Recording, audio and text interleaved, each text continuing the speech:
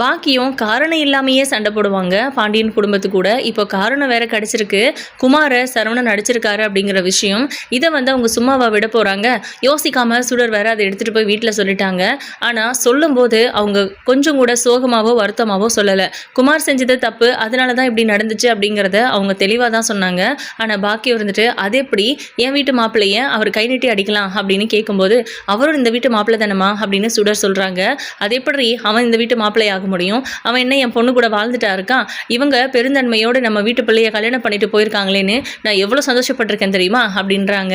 ஏன் சுடருக்கு என்ன கை கால் ஏதாவது ஊனமா? எதுக்காக அப்படி பேசுகிறமா நீ அப்படின்னு மயிலு கேட்குறாங்க. என்ன உன் புருஷன் குடும்பமா, சுடரோட புருஷன் குடும்பமா அப்படின்னு இப்போ உங்களுக்குள்ள சண்டை வந்துடும் போல இருக்கே அப்படின்றாங்க. அந்த அளவுக்கெல்லாம் கேவலமாக நாங்கள் 2 பேரும் நடந்துக்க மாட்டோம் அப்படின்னு சொல்கிறாங்க சுடர். அப்போ மயில் இருந்துட்டு, மா நீ எதையோ எடுத்துகிட்டு வந்து இங்கே முடிச்சு போடாத அப்படின்னு திட்டுறாங்க. இப்போது இந்த விஷயத்தை நான் இதோட விட்டேன்னா இதுவே அவங்களுக்கு வழக்கமாயிடும். அது எப்படி என் மாப்பிள்ளையை அடிக்கிறது? அடிக்கும்போது ஏதாவது ஒன்று கிடக்க ஒன்றாச்சுன்னா என் பிள்ளையோட வாழ்க்கை என்ன ஆகுறது? ஏற்கனவே ஒரு பொண்ணோட வாழ்க்கையை முடிச்சு விட்டாங்க, இப்போ இன்னொரு பொண்ணு வாழ்க்கையை முடிக்கிறதுக்கு பார்க்குறாங்களா அவங்க குடும்பமாக சேர்ந்து அப்படின்னு அவங்க பாட்டு கோவமாக பேசிட்டு இருக்காங்க. மாணிக்கம் இருந்துட்டு, இப்போதைக்கு இதை பற்றி எதுவும் பேச வேண்டாம், பார்க்கலாம், மறுபடியும் ஏதாவது பிரச்சனை வந்தால் பேசிக்கலாம் அப்படின்னு சொல்கிறாரு. ஏயா நீ எல்லாம் மனுஷனா சொல்லு? பிள்ளை பிரச்சனைன்னு சொல்லுது, அவள் புருஷனை அடிச்சிட்டாங்கன்னு வருத்தமாக சொல்லுது. அதை கேட்குறத விட்டுட்டு மறுபடியும் ஒரு சாக்கு கிடைக்குமா, வாய்ப்பு கிடைக்குமா நான் எதிர்பார்த்துட்டு இருக்க முடியும்? கிடைச்ச வாய்ப்பை யூஸ் பண்ணிக்க வேண்டியதானே அப்படின்னு. அதானே, அதை சொல்லுமா முதல்ல. உனக்கு அது குடும்பத்தை ஏதாவது சொல்லணும், பேசணும், சண்டை போடணும். என் விஷயத்தை வச்சு அவங்க கூட சண்டை போடுறதுக்கு ஒன்றுமே இல்லை. ஏன்னா எல்லா தப்பையும் நீ தான் பண்ணி வச்சிருக்கியே. இப்போ சுடர் விஷயத்தில் அவங்க ஏதோ அடிச்சிட்டாங்க அப்படிங்கிறதுக்காக நீ போய் அங்கே மூக்கொடைஞ்சு வராத. கண்டிப்பாக குமார் பக்கம் தான் தப்பு இருக்கும் அப்படின்னு சொல்கிறாங்க. அப்போ சுடர் அமைதியாகவே இருக்காங்க. ஏண்டி உன் புருஷனை பற்றி பிரிஞ்சு வந்துட்டு கூட அவரை பற்றி ஏதாவது சொன்னால் உனக்கு கோவம் வராமல் இருக்குமா? சுடர்கிட்ட எதுக்கு அந்த மாதிரி பேசுகிற அப்படின்னு கேட்குறாங்க. அக்கா சொன்னதில் என்ன தப்பு? அவர் பண்ணது தப்பு தான். எதுக்கு அரசியை பொண்ணு பார்க்க வர அந்த குடும்பத்துக்கிட்ட போய் தப்பாக சொல்லணும்? அரசியோட வாழ்க்கையில் நடந்த எல்லா கஷ்டங்களுக்கும் குமார் தானே காரணம். அவர் போய் தேவையில்லாமல் எதுக்கு அரசி வாழ்க்கைக்கு எடுக்க பார்க்கணும்? இப்போதான் அவருக்கு கல்யாணம் ஆயிடுச்சுல, என் கூட நிம்மதியாக வாழ வேண்டியது தானே. அப்படி வாழ பிடிக்கலையா ஏதோ ஓரமாக ஒதுங்கி இருக்க வேண்டியது தானே. அதுக்கு எதுக்கு அந்த பிள்ளையோட வாழ்க்கையை கெடுக்க நினைக்கணும்? இதெல்லாம் தப்பு இல்லையா? நான் என்னதான் ஏதாவது பண்ணுனா கேட்கறதுக்கு இங்கே ஆள் இல்லை, அதுக்காக அங்கேயும் அப்படியே இருப்பாங்களா அப்படின்னு கேட்குறாங்க. ஏய் சுடரு, நீ என்ன சொல்கிற? அங்கே ஏதாவது உனக்கு பிரச்சனையா அப்படின்னு கேட்குறாங்க மயில். எங்கே ஏதாவது பிரச்சனைன்னு சொல்லி அவளும் இங்கே வந்து உட்காந்துப்பாளோ அப்படின்னு பாக்கியம் யோசிக்கிறாங்க. அதெல்லாம் ஒரு பிரச்சனையும் இருக்காது. என்ன இருந்தாலும் உன் புருஷனை பற்றி பேசும்போது உனக்கு கோபம் வரும்ல, அதுக்காக தான் அவள் அந்த மாதிரி குறுக்க வந்து பேசுகிறா அப்படின்றாங்க. இல்லைம்மா அதெல்லாம் ஒன்றுமே இல்லை, நான் சொல்கிறது உண்மைதான். ஆனால் எந்த காரணத்துக்காகவும் ஒரு பொம்பளை பிள்ளையை பற்றி இந்த மாதிரி அவதூறாக பேசக்கூடாதுல்ல. அரசியோட வாழ்க்கையில் நடந்த எல்லாத்துக்குமே இவர் தான் காரணம்னு தெரிஞ்சிருந்தோம். எப்படி இப்படியெல்லாம் வாய் கூசாமல் பேச முடியுது அரசியை பற்றி? இதெல்லாம் நியாயமா சொல்லுங்கள்? அதனால தான் அவங்க வந்து பேசினாங்க. அந்த மாப்பிள்ளை வீட்டுக்காரங்க அரசியை கல்யாணம் முடிக்க முடியாதுன்னு சொல்லிட்டு கிளம்பி போயிருக்காங்க. அந்த பிள்ளை மனசு எந்த அளவுக்கு பாதிக்கப்பட்டிருக்கோம் அப்படின்றாங்க. அடுத்தவங்களை பற்றி யோசிச்சு அக்காலும் தங்கச்சியும் வாழ்க்கையை போட்டு விட போகிறீங்க. நீங்கள் வேணால் அமைதியாக இருந்துக்குங்க, என்னாலெல்லாம் அமைதியாக இருக்க முடியாது. கண்டிப்பாக நான் இந்த விஷயத்துக்காக அந்த குடும்பத்துக்கிட்ட சண்டை போட தான் போகிறேன் அப்படின்றாங்க. அதெல்லாம் ஒன்றும் வேண்டாம், சொன்னால் கேளுமா, அடுத்த வாரம் இயரிங் வேற வருது அப்படின்னு சுடர் சொல்கிறாங்க. உனக்கு எப்படி தெரியும் அப்படின்னு கேட்குறாங்க பாக்கியம். அக்கா தான் சொன்னா அப்படின்றாங்க. எதுக்கடி அவகிட்ட எல்லாம் சொல்லிட்டு இருக்கிற? எப்படியும் நீ சேர்ந்து வாழ போறது இல்லை, இயரிங் வந்துச்சு, விவாகரத்து கொடுத்துட்டாங்க அப்படின்லாம் வெளியே சொல்லிட்டு சுத்திட்டு இருக்காது. என்னைக்காவது ஒரு நாள் வந்து கூட்டிட்டு போவாங்க அப்படிங்கிற மாதிரி தான் நான் எல்லாருக்கிட்டையும் சொல்லி வச்சிருக்கேன். அப்படியே மெயின்டைன் பண்ணிக்க. குழந்தை பெற்றதுக்கு அப்புறமா உன்னை அவங்க கூட்டிட்டு போவாங்கன்னு தான் ரொம்ப நெருங்கினவங்க கிட்ட எல்லாம் சொல்லி வச்சிருக்கேன். நீ பாட்டில் ஏதாவது சொல்லி பிரச்சனையை வளர்த்து விட்டுக்காத, அப்புறம் எங்களால் வெளியே தலை காட்ட முடியாது அப்படின்றாங்க. நீங்க செஞ்ச காரியம் வெளியே தெரிஞ்சா கூட தான் தலை காட்ட முடியாது, அதுக்காக அடங்கவா செய்றீங்க? இப்போ கூட அந்த குடும்பத்து கூட சண்டை போட ஒரு வாய்ப்பை தானே தேடிட்டு இருக்கீங்க அப்படின்றாங்க மயில். பாக்கியத்துக்கு எப்போவுமே அந்த குடும்பத்து மேலே ஒரு கோவம் இருந்துக்கிட்டே தான் இருக்குது மயில் விஷயத்தில் அப்படி நடந்துக்கிட்டாங்கன்ட்டு. ஆனால் மயிலை அந்த வீட்டில் கல்யாணம் பண்ணி கொடுக்கணுங்கிறதுக்காக பாக்கியம் என்னெல்லாம் பண்ணாங்க. அதுக்கப்புறம் சரவணன் பேசிக்கிட்டு இருந்த அந்த அஞ்சலியோட வாழ்க்கையில் என்ன மாதிரியெல்லாம் குழப்பங்களை உருவாக்குனாங்க, என்னெல்லாம் அசிங்கப்படுத்தியிருக்காங்க, அவங்கள ஜெயிலுக்கு கூப்பிட்டது, நகையை ஆட்டையை போட்டாங்கன்னு சொன்னது, நகையை எடுத்துக்கிட்டு கவரிங்கை மாற்றி வச்சுருக்காங்கன்னு என்னென்னமோ பேசினாங்க. இந்த எல்லா இடத்துலையுமே வந்து அவங்க பொறுத்து தான் போயிட்டு இருந்தாங்க. இவங்க ஏதோ சில்லறத்தனமாக நடந்துக்கிறாங்கன்னு நம்மளும் அந்த மாதிரி நடந்துக்க வேண்டாம் தான் அவங்க இருந்தாங்க. ஆனால் இப்போ இவங்களுக்கு ஒரு வாய்ப்பு கிடைக்கவும் இதை யூஸ் பண்ணிக்கணும், இதை வச்சு அவங்கள அவமானப்படுத்தணும், அவங்க கிட்ட கேள்வி கேட்கணும், அப்படியே மயிலுக்காகவும் நியாயம் கேட்டுற வேண்டியதுதான் அப்படின்னு தான் அவங்க பிளான் பண்ணிட்டு இருக்காங்க. மாணிக்கமா இருக்கட்டும் மயிலா இருக்கட்டும் வேண்டவே வேண்டான்னு தான் சொல்றாங்க.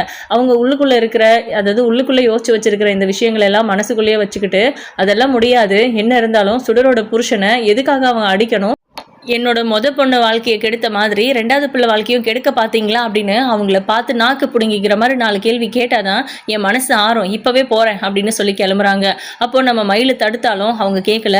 எங்க வேணா போமா, ஆனா அதனால ஒரு பிரச்சனை வந்து நீ மறுபடியும் போலீஸ் ஸ்டேஷனு ஜெயிலு அப்படின்லாம் தெரிஞ்சா நான் உன் கூட வருவேன்னு மட்டும் நினைக்காத அப்படின்னு மயில் அங்கேயே உட்காந்துட்டு இருக்காங்க. உன்னை யார் கூப்பிட்டான்னு மாணிக்கமும் அதே தான் சொல்றாரு. வேண்டாம் நான் சொன்னா கேளு அப்படின்னு, யாரும் வர வேண்டாம் என் கூட வாடி அப்படின்னு சுடரை மட்டும் கூப்பிட்டுட்டு பாக்கியம் போறாங்க. சுடரும் எவ்வளவோ சொல்லி பார்க்குறாங்க, பாக்கியம் கேட்குறதா இல்லை. இப்போ நேராக வீட்டு முன்னாடி போய் நிற்கிறாங்க. மாப்பிள்ளை அப்படின்னு சொல்லி கூப்பிடுறாங்க. யார் மாப்பிள்ளைன்னு கூப்பிட்டுட்டு இருக்கிறது அப்படின்னு நம்ம சக்தி வெளியே வந்து பார்க்குறாங்க. இந்த அம்மாவா என்ன இங்கே வந்து நிற்கிது அப்படின்னு யோசிச்சுட்டு, என்னம்மா எங்கே போயிருந்த அப்படின்னு நம்ம சக்தி கேட்குறாரு சுடர்கிட்ட. அம்மா வீட்டுக்கு போயிருந்தேன் மாமா அப்படின்றாங்க. சரி என்ன வெளியவே நிற்கிறீங்க, உள்ளே வாங்க அப்படின்னு கூப்பிடுறாங்க. நம்ம பாக்கியம் உள்ளே போகிறாங்க. என்ன சம்மந்தி அந்த வீட்டில் இருக்கிறவங்க ஏதோ என் மாப்பிள்ளையை போட்டு அடிச்சாங்களாமா, சும்மாவா விட்டீங்க அப்படின்னு கேட்குறாங்க. வீட்டில் இருக்கிற எல்லாருமே ஒரு மாதிரி கன்ஃபியூஸ் ஆகுறாங்க. இந்த அம்மா எதுக்கு இங்கே வந்து தேவையில்லாமல் டான்ஸ் பண்ணிட்டு இருக்காங்க அப்படின்ட்டு. அப்போது நம்ம முத்துவேல் இருந்துட்டு, அதெல்லாம் ஒன்றும் இல்லை, இது குடும்ப தகராறு தான், குமார் மேலே தப்பு இருந்துச்சு, அவங்க கேட்டாங்க, குமார் பண்ணது தப்பு, அதனால தான் சண்டை வந்துச்சு, அதை நாங்கள் பார்த்துக்குவோம், நீங்களாம் இதில் தலையிட வேண்டாம் அப்படின்றாங்க. ஏன் தலையிடக்கூடாது, என் பிள்ளையை எங்கே கட்டி கொடுத்துருக்கேன், என் வீட்டு மாப்பிள்ளைய அவங்க போட்டு அடிக்கிறாங்கன்னா நான் கேட்காம இருப்பேனா, நான் ஏதாவது என் மாப்பிள்ளைக்காக நான் இருக்கேன்னு அவங்களுக்கு தெரிய வேண்டாமா அப்படின்றாங்க. இவளுக்கு அவ பெரிய பொண்ணோட வாழ்க்கையில அந்த குடும்பத்துக்கும் அவளுக்கும் அந்த பிரச்சனையில இவ ஏதாவது கேட்கணும்னு நினைச்சிட்டு இருந்திருப்பா, அதனாலதான் இந்த விஷயத்த யூஸ் பண்ணணும்னு நினைக்கிறா அப்படிங்கிற மாதிரி நம்ம அப்பதான் வந்து மனசுக்குள்ள யோசிச்சுட்டு இருக்காங்க. இதெல்லாம் ஒன்றும் வேண்டாமா, நீ எதுவும் பேச தேவையில்லை, எதுவாக இருந்தாலும் நாங்கள் பேசிக்கிறோம், 1000 அடிச்சுக்கிட்டாலும் அந்த குடும்பமும் எங்கள் குடும்பமும் கூட சம்மந்தி குடும்பம் தான், நீங்கள் தயவு செஞ்சு எதுவும் பேச வேண்டாம், கிளம்புங்க அப்படின்னு சொல்கிறாங்க. ஆனால் அவங்க கேட்கறது இல்லை. சம்மந்தி வாங்க நான் கேட்குறேன் அவங்கள அப்படின்னு சொல்கிறாங்க. இல்லை வேண்டாம் விடுங்க அப்படின்னு சக்தி வெளியே சொன்னாலும் உள்ளுக்குள்ளே கேட்கட்டும் சண்டை போடட்டும் அப்படின்னு தான் இருக்குது. ஏன்னா என் வாயை அடிச்சிருவாங்க, இந்த அம்மா வாயை யாராலையும் அடிக்க முடியாது அப்படிங்கிற மாதிரி சக்தியும் யோசிச்சுட்டு இருக்காரு.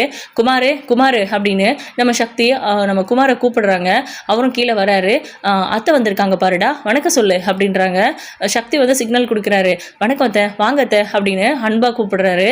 உடனே உங்களுக்கு சந்தோஷமா ஆயிடுது. என்ன இருந்தாலும் இவ்வளோ வசதியான குடும்பத்தில் நமக்கு இவ்வளோ மரியாதையாக நடத்துகிறாங்க, வீட்டுக்குள்ளே வாங்கன்னு கூப்பிடுறாங்களே அப்படின்னு சொல்லிட்டு, அதுக்கப்புறம் என் சம்மந்தி எனக்கு ஒரு வார்த்தை சொல்லியிருந்தா நான் உண்டு இல்லைன்னு பண்ணியிருப்பேன்ல, எப்படி நம்ம வீட்டு பையன் மேலே அவங்க கை வைக்கிறது, என் சுடரோட வாழ்க்கை என்ன ஆகுறது அப்படின்லாம் பேசிட்டு இருக்காங்க.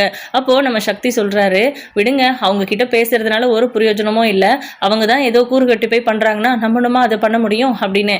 சக்தி இந்த பிரச்சனையை பெருசு பண்ண வேண்டாம், அவங்கள உள்ளே கூட்டிட்டு வா அப்படின்றாங்க. நீங்கள் வாங்க உள்ளே வாங்க, ரொம்ப நாள் ஆச்சு நீங்கள் வீட்டுக்கு வந்து, கல்யாணத்துக்கு அப்புறம் இன்றைக்கி தான் ஃபஸ்ட்டு டைம் வரீங்க அப்படின்னு. நானே இங்கே வரலான்டா இருந்தேன், சுடருக்கும் நம்ம குமாருக்கும் மறு வீட்டுக்கு அழைப்பு கொடுக்கலாம் அப்படின்னு. ஆனால் என்ன பண்ணுறது, நேரமே கிடைக்கலன்னு. ஆமாம், பெரிய மல்டி பிஸ்னஸ் பண்ணிட்டுருக்கிறவங்க இவங்க, நேரம் வேறு கிடைக்கலன்னு சொல்கிறாங்க அப்படின்னு சக்தி உள்ளுக்குள்ளே யோசிச்சுட்டு இருக்காங்க.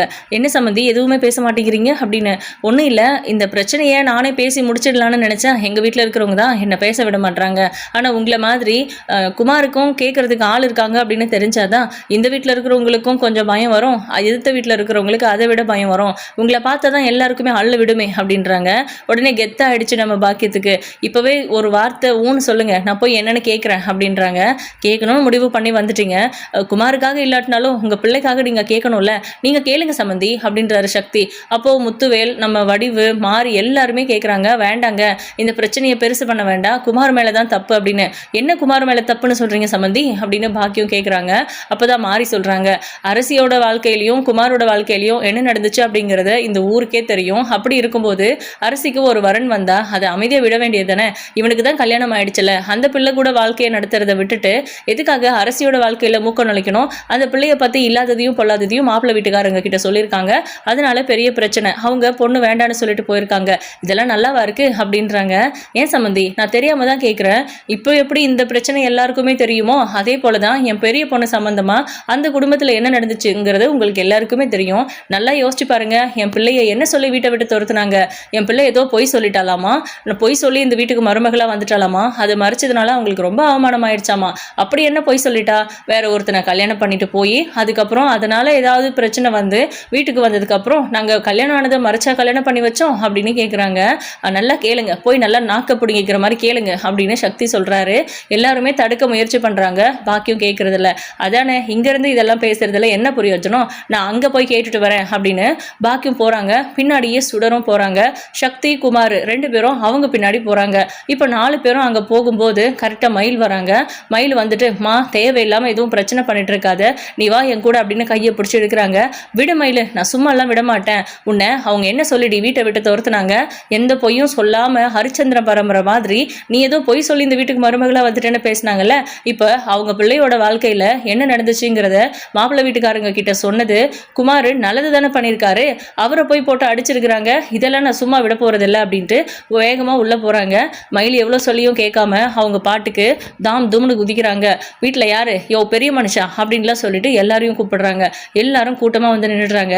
மா எதுக்குமா இங்கே வந்திருக்கிறது அப்படின்ட்டு கோவமாக கேட்குறாரு பாண்டியன். ஏயா நான் தெரியாமல் தான் கேட்குறேன், யாரு என் மாப்பிள்ளை மேலே கையை வச்சது அப்படின்னு. நான் தான், என்ன இப்போ அப்படின்னு சரவணன் வராரு. அடிச்சு போட்டால் கேட்க ஆள் இல்லைன்னு நினச்சி தான் எங்கள் மாப்பிள்ளை மேலே கையை வச்சிங்களா நீங்கள்? குடும்பமாக வந்து அடிச்சிருக்கிறீங்க, என்ன நினச்சிட்டு இருக்கீங்க? அதுவும் வெட்டி போட்டு ஜெயிலுக்கு போவேன்னு சொன்னீங்களாமே சம்மந்தியம்மா அப்படின்னு. யாருக்கு சம்மந்திமா அப்படின்னு கோவமாக பேசுகிறாங்க கோமதி. ஆமாம் இல்லை, நீங்களும் நானும் சம்மந்தியாக இருந்தோம். இப்போ நம்ம 2 பேரும் சம்மந்தி இல்லைல்ல, அடுத்த வாரம் விவாகரத்துக்கு அடிக்க போகுதில்ல மயிலுக்கும் சரவணனுக்கும் அப்படின்னு கேட்குறாங்க. அந்த கதையை பேசவா இங்கே வந்திருக்கீங்க? அதான் கோர்ட்லேருந்தே சொல்லிட்டாங்களே அப்படின்றாங்க. நான் ஒன்றும் அந்த கதையை பேசுறதுக்காக வரலமா. இங்கே பாருங்க, இவர் என்னோட 2வது மாப்பிள்ளை, மூத்த மாப்பிள்ளைன்னு சொல்லிக்கிறதுக்கு இவருக்கு எந்த அருகதையும் இல்லை. இருந்தாலும் விவாகரத்து கிடைக்கிற வரைக்கும் நான் அப்படி தானே சொல்லி ஆகணும். என் மாப்பிள்ளைய எதுக்காக உங்கள் பையன் அடிச்சிருக்காரு அப்படின்னு கேட்குறாங்க. அவன் பார்த்த வேலை அப்படின்றாங்க கோமதி. அப்படி என்ன வேலை பார்த்துட்டாரு அப்படின்னு கேட்குறாங்க. அரசிக்கு பொண்ணு பார்க்கறதுக்காக மாப்பிள்ளை வீட்டுக்காரங்க வந்தாங்க. நிச்சயத்துக்கு டேட் குறிச்சிட்டு போனாங்க. போகிற வழியில் அரசிக்கும் குமாருக்கும் நடந்த கல்யாணத்தை பற்றி, அதில் நடந்த பிரச்சனைகளை பற்றின்னு எதுக்காக அவங்க கிட்ட போய் வழிமறிச்சு சொல்லணும் அப்படின்னு கேட்குறாங்க. ஏன் நடந்ததை தானே சொன்னார், நடக்காததையா சொன்னாரு? ஒருவேளை மயிலு வாழ்க்கையில மாதிரி ஏதாவது தப்பா நடந்துருமோன்னு கூட சொல்லிருக்கலாம்ல அப்படின்றாங்க. எது தப்பா நடந்துரும்னு சொல்லியிருப்பாரா? அவ்வளோ நல்லவன் அவங்க மருமகன் அப்படின்னு கேட்குறாங்க பாண்டியன். அப்போ நம்ம கோமதி இருந்துட்டு, ஏங்க விடுங்க, இதை பற்றியெல்லாம் எதுக்கு தேவையில்லாம பேசிக்கிட்டு முதல்ல இங்கேருந்து வெளியே போங்க அப்படின்றாங்க. அதே எப்படி போயிடுவேன், எனக்கு நியாயம் கிடைக்கணும் அப்படின்றாங்க. ஏமா நாங்கள் என்ன நியாயத்தை கூறு போட்டா விற்கிறோம், நியாயம் இங்கே வந்து நிற்கிறீங்க அப்படின்றாங்க. ஓ காமெடியா உங்களுக்கு? இல்லை நான் தெரியாமல் தான் கேட்குறேன். ஒருவேளை நீங்கள் இந்த உண்மையை மறைச்சி தான் இந்த கல்யாணத்தை பண்ணணும்னு நினச்சிங்களோ அப்படின்ட்டு. யாரும் எதையும் மறைச்செல்லாம் கல்யாணம் பண்ணலை, எல்லாரும் உங்களை மாதிரி இருப்பாங்களா அப்படின்னு கேட்குறாங்க. அப்புறம் என்ன, நீங்கள் சொல்ல வேண்டியதாக அவர் சொல்லியிருக்காரு, இதுக்கு போய் அடிச்சிங்களா நீங்கள் அப்படின்னு கேட்குறாங்க. சொல்ல வேண்டிய விதத்தில் பக்குவமாக சொல்லியிருப்போனேன். என்ன தான் சொன்னாலும் அது உண்மையான விஷயம் தானே, உண்மையை தானே சொன்னார் அப்படின்னு. அவன் என்ன சொல்லியிருக்கான்னு தெரியுமா அப்படின்னு கேட்குறாங்க. அப்படி என்னையா சொல்லிட்டாரு அப்படின்னு பாக்கியம் கேட்குறாங்க. அரசிக்கும் குமாருக்கும் கல்யாணம் ஆயிடுச்சு. கொஞ்ச நாள் வந்து அவங்க வீட்டில் இருந்த அரசி அதனால ஏற்கனவே கல்யாணம் ஆன ஒரு பொண்ணை உங்கள் தலையில் கட்ட பார்க்குறாங்க. நாங்கள் 2 பேரும் என்னைக்குனாலும் ஒன்று சேர வாய்ப்பு இருக்குதுன்னு. எதுக்கு அப்படி சொல்லணும்? அது மட்டுமா, சுடரை கல்யாணம் பண்ணின விஷயத்தையே அவங்க கிட்ட இருந்து மறைச்சிருக்கான் இவன்லாம் ஒரு ஆளுன்னு இவனுக்கு சப்போர்ட் பண்ணிட்டு வந்து பேசிட்டு இருக்கீங்க அப்படின்றாங்க. பாக்கியம் கொஞ்சம் தடுமாறுறாங்க. இதுக்காகலாம் மசீரவங்க கிடையாது அவங்க. என்ன மாப்பிள்ளைய பற்றி எங்கிட்டயே மாற்றி பேசி விடுறீங்களா? அப்படியெல்லாம் என் மாப்பிள்ளை சொல்லியிருக்க மாட்டாரு. நீங்கள் இந்த கல்யாணத்தில் உண்மையை மறைச்சு கல்யாணம் பண்ணணும்னு நினச்சிருப்பீங்க. அதனால தான் அவங்க பொண்ணுக்குன்னு வரும்போது தான் தெரியுதுல்ல, மயில இந்த வீட்டை விட்டு வெளியே தோர்த்தும் போது என்ன காரணம் சொல்லி அனுப்புனீங்க? அவ ஏதோ நகை விஷயத்துல போய் சொல்லிட்டா, வயசு விஷயத்துல போய் சொல்லிட்டா, படிப்பு விஷயத்துல போய் சொல்லிட்டா. இதெல்லாம் ஒரு விஷயமா? இதுக்காகவே நீங்க வீட்டை விட்டு தோர்த்துட்டீங்களே. உங்க பொண்ணு எல்லா உண்மைகளையும் மறைச்சு, அதுவும் ஏற்கனவே கல்யாணமாகி அவன் வீட்டுல போய் வாழ்ந்துட்டு அதுக்கப்புறம் வேண்டாம் வெறுப்பா இந்த கல்யாணமே வேண்டான்னு சொல்லி தாலியை கழட்டி எரிஞ்சிட்டு வந்துட்டா அப்புறம் அது கல்யாணம் இல்லைன்னு ஆயிடுமா? ஊருக்கே தெரியுமே அரசிக்கும் குமாருக்கும் கல்யாணம் ஆன கதை. அதை போய் எப்படி உங்களால மறைக்க முடியும்? என் மாப்பிள்ளை சொல்லலைன்னா வேற யாராவது சொல்லியிருக்க போறாங்க. எப்படியும் உண்மை தெரிஞ்சிருக்க தானே போகுது. அப்போ உங்க பொண்ணு வாழை வெட்டியா வந்தா பரவாயில்லையா? பொம்பளை பிள்ளை வாழை வெட்டியை வந்து நம்ம வீட்டில் உட்காந்துட்டு இருந்தா அது மனசு எவ்வளோ வலிக்கும்னு எனக்கு தெரியும். ஒரு வேளை அது ஏதாவது ஃபீல் பண்ணியிருப்பாரோ என்னமோ. அதுக்காக அரசியோட வாழ்க்கையில தப்பா ஏதோ நடந்துடக்கூடாது, அவங்க கிட்ட இப்பயே உண்மையை சொல்லிட்டா நாளை பின்ன எந்த பிரச்சனையும் வராதுன்னு கூட குமார் சொல்லியிருக்கலாம். நீங்க அதை மாத்தி புரிஞ்சுக்கிட்டீங்க. அவங்களும் எப்படிப்பட்டவங்களோ தெரியல, தேவையில்லாம வந்து சொல்லியிருப்பாங்க. அதை புரிஞ்சுக்கிறத விட்டுட்டு, இல்ல அவங்க கூட சண்டை போடுறத விட்டுட்டு, எப்படி எங்க வீட்டு பிள்ளைய பத்தி இப்படி பேசலான்னு நீங்க அவங்க கிட்ட சண்டை போட்டுருக்கணும். அப்படி பேசாம, இங்க வந்து எங்க மாப்பிள்ளைய அடிச்சிருக்கிறீங்க அப்படின்னு கேட்குறாங்க. உன் மாப்பிள்ளைய அடிக்கிறதா, கொலை பண்ணிட்டு ஜெயிலுக்கு போற அளவுக்கு நாங்க எல்லாருமே கோவத்துல இருக்கோம். ஒழுங்கு மரியாதையா அவனை கூட்டிட்டு இங்க இருந்து போயிடு அப்படின்னு சொல்றாங்க. வாமா போலாம் அப்படின்றாங்க சுடரு. குமார் சக்தியோட சுயரூபம் தெரியாமலேயே நம்ம பாக்கியம் இவ்வளோ பேசுகிறாங்க. ஒருவேளை சுடர் அவங்க எப்படி நடத்துகிறாங்க, குமாருக்கும் சுடருக்கும் இடையில இன்னும் எந்த வாழ்க்கையும் ஆரம்பிக்கலை. அதே மாதிரி சுடரை வேண்டா வெறுப்பாகவும் வேற வழியே இல்லாமையும் கல்யாணம் பண்ண மாதிரி தான் அவர் சொன்னாரே தவிர, அரசியை நான் மறந்துட்டேன், உன் கூட வாழ போகிறேன், உன்னை எனக்கு பிடிச்சிருக்கு, நீ நானும் சந்தோஷமாக வாழணும்லாம் பேசவே இல்லை, உன் முகரையெல்லாம் எவன் கல்யாணம் பண்ணிக்குவான் அப்படின்னு அவ்வளோ கேவலமாக பேசினாங்க. ஸோ அந்த அளவுக்கு மோசமாக நடத்துகிறாங்க சுடரை. இதெல்லாம் தெரிஞ்சால் பாக்கியம் எப்படி ரியாக்ட் பண்ணுவாங்களோ தெரியல. முடிஞ்ச வரைக்கும் இங்கே பேச வேண்டியதெல்லாம் பேசிட்டாங்க. கோர்ட்ல இருக்கு உங்களுக்கு, நீங்க பண்ணின எல்லாத்தையுமே வெளிப்படையா அங்க சொல்றேன். என் பொண்ணுக்கு விவாகரத்து கொடுத்துட்டு உங்க பையனுக்கு வேற கல்யாணம் பண்ணி வைக்கலாம்னு நினைக்கிறீங்கல்ல, அது எல்லாத்தையுமே சுக்குநரா உடைக்க போறேன். ஏற்கனவே வாழ்க்கை கெட்டு போய் கிடக்கிற மூத்த பையனுக்கு உங்களால வாழ்க்கையை சரி பண்ணி விட முடியல, அதுக்குள்ள கல்யாணம் இன்னொரு பொண்ணுக்கு கல்யாணம் பண்ண ஆரம்பிச்சிட்டீங்க. எப்படி பார்த்தாலும் கல்யாணம் ஆனவங்க தானே ரெண்டு பேருமே அப்படிங்கிற மாதிரி பாக்கியம் வார்த்தையை விடுறாங்க. உன்னால அமைதியாவே இருக்க முடியாதா, ஏதாவது பேசிட்டே இருக்கணுமா? நான் ஆரம்பத்திலேயே சொன்னேன், எதுவும் உண்மை தெரியாம நீ வந்து பேசாதன்னு. அவங்க குடும்ப பொண்ணு விஷயத்துல அவங்க என்ன வேணா முடிவெடுக்கட்டும். ஒருவேளை அவங்க இந்த உண்மையை மறைச்சே கல்யாணம் பண்ணணும்னு நினைக்கட்டும். ஆனா எல்லாரும் உன்ன மாதிரியே இருப்பாங்கன்னு யோசிக்கிற பாத்தியா, அங்கதாமா நீ நிக்கிற. கண்டிப்பா அவங்க உண்மையை சொல்லணும்னு தான் நினைச்சிருப்பாங்க, அதுக்கான சந்தர்ப்பம் அமைஞ்சிருக்காது. அப்படியே அவங்க உண்மையை சொல்லாம கல்யாணம் பண்ணணும்னு நினைச்சாலும் உனக்கு என்னம்மா பிரச்சனை அப்படின்னு. அது எப்படி மயிலு, அப்படி ஒரு காரணத்தை சொல்லி தானே உன்னை வீட்டை விட்டு துரத்துனாங்க அப்படின்னு. ஏதாவது ஒண்ணு சொல்லி அவளை இங்கேயே விட்டுட்டு போயிடலாம், என் கூட வாழ வச்சிடலான்னு கணக்கு போட்டுட்டு இருக்கீங்களா அப்படின்னு சரவணன் கேட்கிறாரு. இங்க பாருங்க, நீங்க நினைக்கிற மாதிரி அவ்வளோ ஈஸியாலாம் மயிலை வெட்டி விட்டுற முடியாது. மயிலும் நீங்களும் சேர்ந்து வாழ்ந்துதான் ஆகணும். அதுக்கான எல்லா வேலைகளையும் நான் பார்த்துட்டு தான் இருக்கேன். சீக்கிரமாவே மயிலை உங்க வீட்டுக்கு வர சொல்லி கெஞ்சுற ஒரு நாள் வரும். அந்த நாளுக்காக தான் நாங்க எல்லாரும் காத்துட்டு இருக்கோம். மயில் வேணும்னா ஒதுங்கி போகணும்னு நினைக்கலாம், ஆனா நான் அப்படி விடவே மாட்டேன் அப்படின்னு அவ்வளோ திமிரா பாக்கியம் பேசிட்டு இருக்காங்க. அப்போ நம்ம பாண்டியன் இருந்துட்டு, என்னது நாங்கள் வந்து உங்கள் காலில் விழணுமா மயிலை வீட்டுக்கு அனுப்ப சொல்லி? ஒரே ஒரு வார்த்தை வாமா வீட்டுக்குன்னு சொன்னால் அந்த பிள்ளை எங்கள் வீட்டுக்கு வந்துடும். என்ன பண்ணுறது, சரவணை அந்த தப்பை மன்னிக்க முடியாமல் தவிச்சிக்கிட்டு இருக்கிறான். ஒரு நாள் மன்னிச்சு ஏற்றுக்கணும்னு நினச்சாலும் அதில் நாங்கள் ரொம்ப சந்தோஷம்தான் படுவோம். அதுக்காக எல்லாம் நீங்கள் பண்ணினது நியாயம்னு நியாயப்படுத்தி காட்டாதீங்க அப்படின்னு சொல்லிட்டு இருக்காங்க. இவங்க பேசுகிற பேச்சு எதுவுமே சரியில்லை. அரசியோட விஷயத்தில் ஸ்டார்ட் பண்ணி குமார், சுடர், மயிலுன்னு இப்போ சரவணன் கிட்ட வந்து நிற்கிறாங்க. ஸோ அதுக்காக தான் அவங்க இங்கே வந்து பேசுகிறாங்க அப்படிங்கிறது கூட எல்லாருக்குமே தெரியுது. இருந்தாலும் அது டைரெக்டாக அவங்க கிட்ட கேட்டால் ஒத்துக்க மாட்டாங்க, பிரச்சனை தான் பெருசாகும். சுடர் வந்து இந்த விஷயத்தில் வந்து பேசியிருக்க வேண்டான்னு தான் நினைக்கிறாங்க. எவ்வளோ சொன்னாலும் பாக்கியம் தான் கேட்க மாட்டாங்களே. அரசு இதை இப்படி எல்லாம் விட்டுறக்கூடாது, நம்ம பொறுமையாக இருந்தது தான் தப்பு, நம்ம அந்த கேஸை வாபஸ் வாங்கணும்னு நினச்சது தான் தப்பு, மற்றவங்களுக்காக எல்லாம் யோசிச்சு நம்ம வீட்டில் இருக்கிறவங்க அவமானப்படுறத நம்ம எப்படி பார்த்துட்டு இருக்கிறது அப்படின்னு யோசிச்சுட்டு உள்ளே போகிறாங்க. உள்ளே போயிட்டு கொஞ்சம் நேரம் கழித்து வெளியே வராங்க. எங்கே போயிருந்த அரசிமா அப்படின்னு கேட்குறாங்க. இந்த பிரச்சனை இன்னைக்கு முடியுமா முடியாதா அப்படின்னு கேட்குறாங்க. அடுத்து ஹியரிங் வருதுல்ல நெக்ஸ்ட் வீக்கு, அந்த டைம்ல அதுக்குள்ளவே சரவணன் மாமாவையும் மயிலக்காவையும் சேர்த்து வைக்கணும்னு நினைக்கிறாங்க போல இருக்கு. எதையாவது சொல்லி மயிலக்காவை இந்த வீட்டுக்கு அனுப்பிட்டோம்னா அவங்களோட கடமை முடிஞ்சிடும்ல. அவங்களுக்கு மயிலக்காவை வச்சு சர்வே பண்ண முடியல போல இருக்கு. ஆனால் மயிலக்கா தான் அவங்கள வச்சு சர்வே பண்ணிட்டு இருக்காங்க, சம்பாதிச்சு கொடுத்து இப்போ வரைக்கும் அவங்களுக்கு சாப்பாடு போட்டுட்டு இருக்காங்க, வயிற்றுல குழந்தைய வச்சுக்கிட்டு கூட அப்படின்னு ராஜியும் நம்ம மீனாவும் பேசிக்கிட்டு இருக்காங்க. அப்போ அரசுக்கிட்ட எங்கே போயிருந்த அப்படின்னு கேட்குறாங்க. திரும்பவும் ஒரு ஃபோன் பேசிட்டு வரதுக்காக போனேன் அப்படின்னு சொல்கிறாங்க. யார் ஃபோனில் அப்படின்னு கேட்கும்போது போலீஸ்ன்றாங்க. என்னது போலீஸா அப்படின்னு ரெண்டு பேரும் ஷாக் ஆகி கேட்குறாங்க. ஆமாம், போலீஸுக்கு கால் பண்ணேன், நான் குமார் மேலே கம்ப்ளைண்ட் கொடுத்துருக்கேன் அப்படின்றாங்க. குமார் மேலே மறுபடியும் கம்ப்ளைண்ட் கொடுத்துருக்கியா? என்ன அரசி சொல்கிற அப்படின்னு ஷாக் ஆகி கேட்குறாங்க. ஆமாம் அண்ணி, இதுக்கு மேலேயும் நான் பொறுமையாக இருந்தேன்னா நம்ம குடும்பத்தை அவங்க அவமானப்படுத்திக்கிட்டே இருப்பாங்க, அவங்களும் வேடிக்கை பார்த்துட்டே இருப்பாங்க, இதெல்லாம் சரியாக வராது போல இருக்குது. அதனால தான் நானாக தானே கருணை பார்த்து அவங்க குடும்பத்தில் இருக்கிறவங்களுக்கு அவர் ஒருத்தர் தான் இருக்காரு, என்ன பண்ணுறதுன்னு பாவம் பார்த்து நான் கேஸை வாபஸ் வாங்கினேன், மன்னிச்சு விட்டுடுறேன்னு சொன்னேன். ஆனால் மறுபடியும் என் வாழ்க்கையில் தொல்லை பண்ணிக்கிட்டே இருக்கும்போது நான் எப்படி பொறுமையாக இருப்பேன்? கண்டிப்பாக இந்த விஷயத்தில் நான் கம்ப்ளைண்ட் கொடுக்க தான் போகிறேன். போலீஸ்கிட்ட நான் ஆல்ரெடி சொல்லிட்டேன், 5 மினிட்ஸில் வந்துடுவாங்க அப்படின்னு அரசி சொல்லிட்டு இருக்காங்க. அடுத்த கொஞ்ச நேரத்தில் அவங்களும் வந்துட்டாங்க. வந்துட்டு முத்துவேல் வீட்டில் போய் இங்கே குமாருங்கிறது யார் அப்படின்னு சொல்லி கேட்குறாங்க. நான் இங்கே இருக்கேன் அப்படின்னு. ஏதாவது வண்டி சத்தம் கேட்குதுன்னு இவங்க எல்லாருமும் வெளியே போயிட்டாங்க. அப்போ தான் வந்து குமாரை கைது பண்ணுறேன்னு சொல்கிறாங்க. எதுக்காக, ஏன் என்ன தப்பு பண்ணாவன் அப்படின்னு சக்தி கேட்குறாரு. அரசி அப்படிங்கிறவங்க இந்த குமார் மேலே கம்ப்ளைண்ட் கொடுத்துருக்காங்க அப்படின்னு சொல்கிறாங்க. சார் நான் தான் அப்படின்னு அரசி வராங்க. எல்லாரும் ஷாக்காகி பார்த்துட்டு இருக்காங்க. என்னடி இதெல்லாம் அப்படின்னு கோமதி கேட்குறாங்க. பரிதாபம் பார்த்து, நான் அவரை மன்னிச்சு விட்டதுனால தானே இவ்வளோ ஆட்டமும், திரும்பவும் என் வாழ்க்கையில் பிரச்சனை கொடுத்து என் குடும்பத்தை அவமானப்படுத்தணும்னு நினைக்கிறவங்கள நான் எப்படி சும்மா விடுவேன்? இந்த முறை நான் கேஸை வாபஸ் வாங்க மாட்டேன், இவர் மேலே நான் போலீஸ் கம்ப்ளைண்ட் கொடுத்துருக்கேன் அப்படின்னு அரசி சொல்கிறாங்க. இதுக்கப்புறம் சக்திவேலும் குமாரும் இந்த பிரச்சனையை எப்படி ஹேண்டில் பண்ண போகிறாங்கன்னு வெயிட் பண்ணி பார்க்கலாம். உங்களோட கருத்துக்களை கமெண்ட் பாக்ஸில் மறக்காமல் சொல்லுங்கள். தேங்க்யூ.